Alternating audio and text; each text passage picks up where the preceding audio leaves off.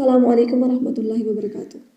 محرم الحرام اور ہم کہ محرم الحرام کی ہم نے کتنی فضیلت کی ہے، ہم نے کتنا اس کو سمجھا ہے، کتنا جانا ہے۔ کیا ہم جانتے بھی ہیں کہ محرم الحرام اہل انسان کے لیے اور اسلام کے لیے کس قدر معنی رکھتا ہے؟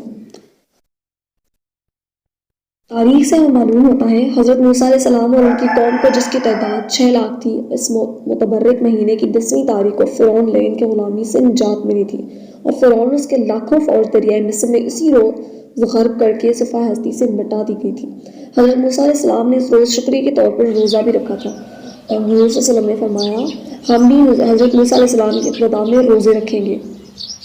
چنانچہ آپ اور صحابہ کرام 10ویں محرم کا روزہ رکھا کرتے۔ بخاری ایک روایت میں ہے کہ 9 محرم کا بھی روزہ رکھو اور 10ویں کا بھی، تاکہ یہودیوں کے خلاف ہو جائے۔ 10ویں محرم کے روزے کو عاشورہ کا روزہ بھی کہتے ہیں۔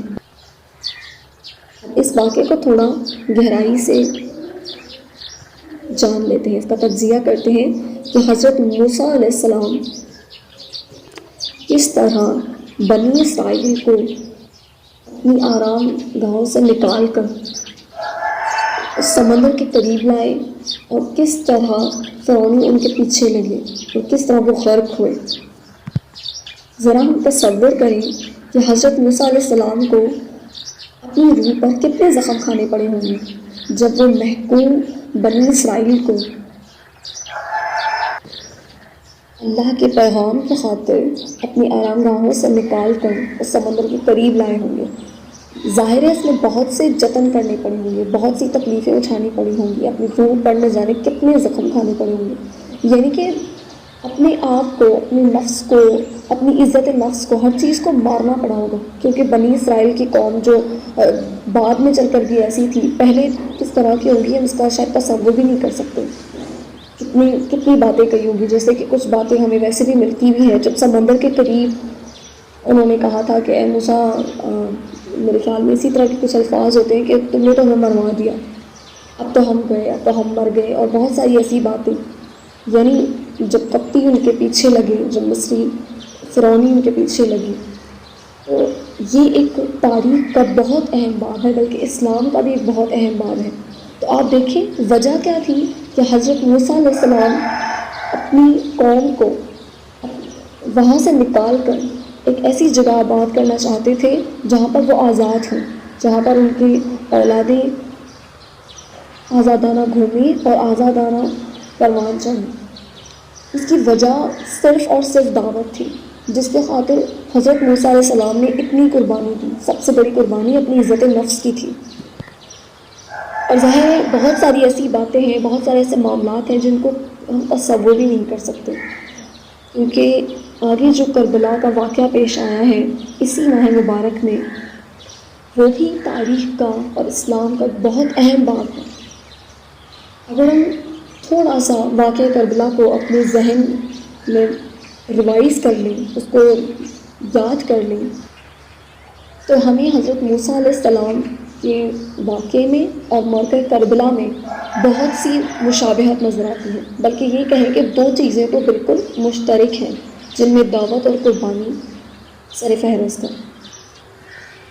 حضرت موسیٰ علیہ السلام کو جس وجہ سے اتنے جتن کرنے پڑے تھے، اتنی محنتیں، مشقتیں اٹھانی پڑی تھی، یہاں تک کہ اگر ہم ان کی تکلیفوں کا، ان کی اذیتوں کا گہرائی سے مطالعہ کرتے ہیں تو بنی اسرائیل ایک ایسی قوم تھی جو کسی کو نہیں بخشتی تھی۔ انہوں نے کتنے ظلم کیے حضرت موسیٰ علیہ السلام پر، یہ تو پڑھ کر ہی انسان کی روح کانپ جاتی ہے۔ یہاں تک کہ حضرت ہارون علیہ السلام کی وفات کا بھی ان پر الزام لگا دیا کہ اے موسیٰ تم نے اپنے بھائی کو قتل کیا۔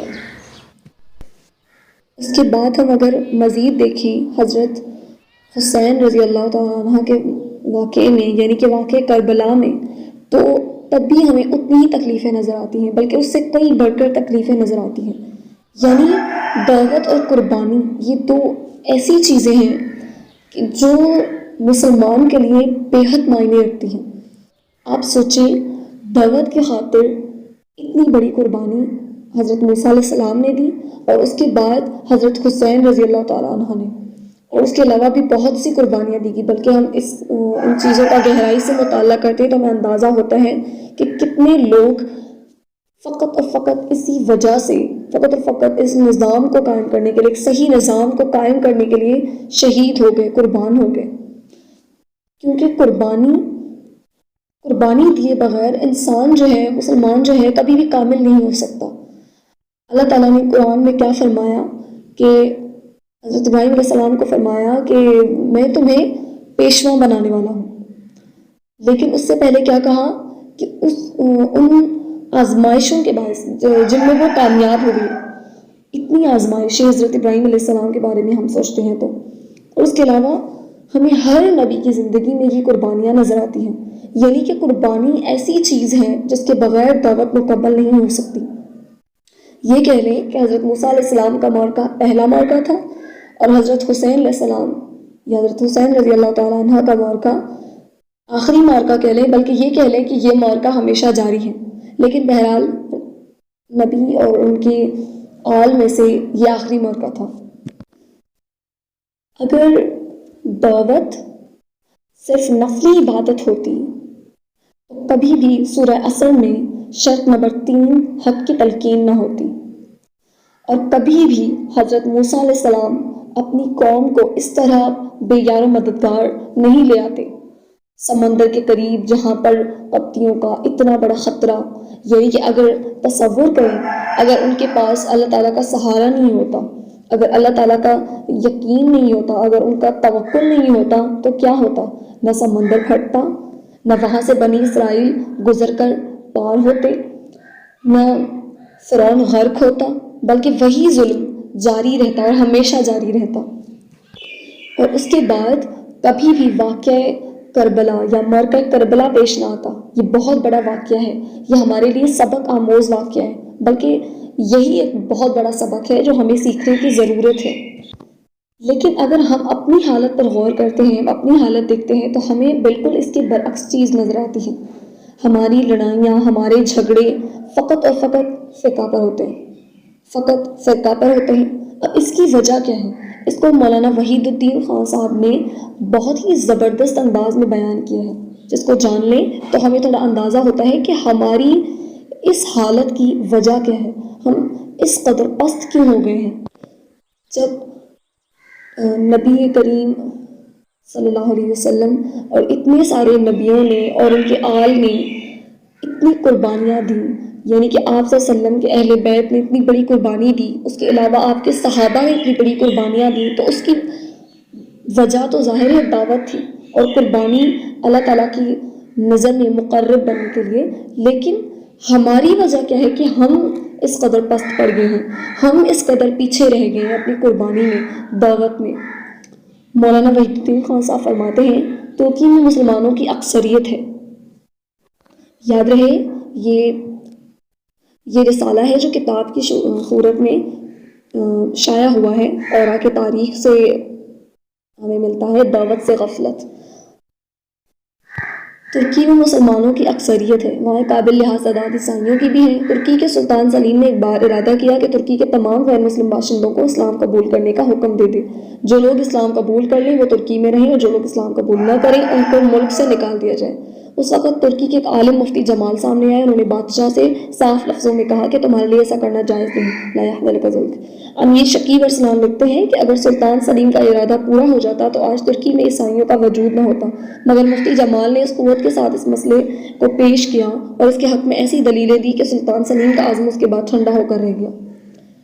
اس طرح کی جرأت کی مثالیں ہماری جدید تاریخ میں بہت ملتی ہیں، مگر ایسی کوئی مثال نہیں ملتی کہ اسی طرح کی قوت اور اہمیت کے ساتھ کسی عالم نے دعوت اللہ کے فریضے کی طرف عوام یا ارباب کو توجہ دلائی ہو. اس فرق کی وجہ کیا ہے؟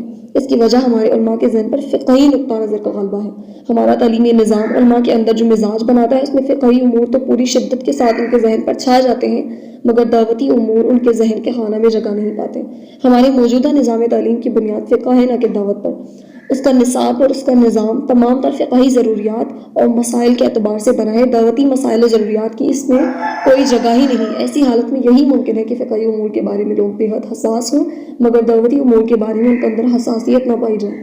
مفتی جمال نے سلطان ترکی سے جو بات کہی وہ بجائے خود بالکل صحیح تھی، لیکن اگر ان کے اندر دعوتی ذہن ہوتا تو سلطان سے وہ یہ کہتے کہ دوسری قوموں کو اسلام کے سائے رحمت بنانا عین مطلوب ہے، اور اس اعتبار سے تمہارا جذبہ قابل قدر ہے، مگر یہ کام تم کو حق تبلیغ و دعوت کے ذریعے کرنا چاہیے، نہ کہ زور و زبردستی سے۔ یہ ہے وہ بنیادی وجہ، وہ ذہنیت جس کی بنا پر ہم پیچھے رہ گئے ہیں، اور تمام اولیاء اللہ اور نبی محترم ہم سے سبقت لے گئے اور خدائے واحد کی نظر میں مقرب ہوئے۔ جس ذہنیت کے بنا پر حضرت موسیٰ علیہ السلام مصر سے نکلے تھے اپنی قوم کو لے کر، اور جس ذہنیت کی بنا پر حضرت حسین رضی اللہ تعالیٰ عنہ مکہ سے نکلے تھے کوفہ کے جانب، اور جس ذہنیت پر تمام اصحاب نے اتنی بڑی قربانیاں دیں، وہ ذہنیت دعوت تھی، وہ ذہنیت اللہ تعالیٰ کی رضا تھی، وہ ذہنیت فقہ نہیں تھا، وہ ذہنیت فرقہ نہیں تھا، وہ ذہنیت یہ نہیں تھی کہ نماز کس طرح پڑھنی ہے، یہ کام کس طرح کرنا ہے، یہ کام کس طرح کرنا ہے۔ وہ ذہنیت جو بعد میں بنی اسرائیل میں پھیل گئی، عجیب ذہنیت، یعنی اس کے برعکس ذہنیت۔ کہ کون سی ذہنیت؟ فقہی نقطۂ نظر کا غلبہ ان کی ذہنیت پر، اور جب وہ چیز ان میں پھیل گئی تو وہ یہودی کہلائے اور ہمارے یہاں شیعہ اور سنی کہلائے۔ اب آپ ذرا غور کریں تو ہم لوگوں میں فرق کیا ہے؟ یہودیوں میں، شیعوں اور سنیوں میں فرق کیا رہ گیا؟ کوئی بھی فرق نہیں رہا۔ آپ جب ان دو واقعات کو ملاتے ہیں تو کوئی فرق نظر نہیں آتا۔ لہٰذا حاصل کلام یہ ہے کہ ہمیں اپنی ذہنیت کو بدلنے کی ضرورت ہے۔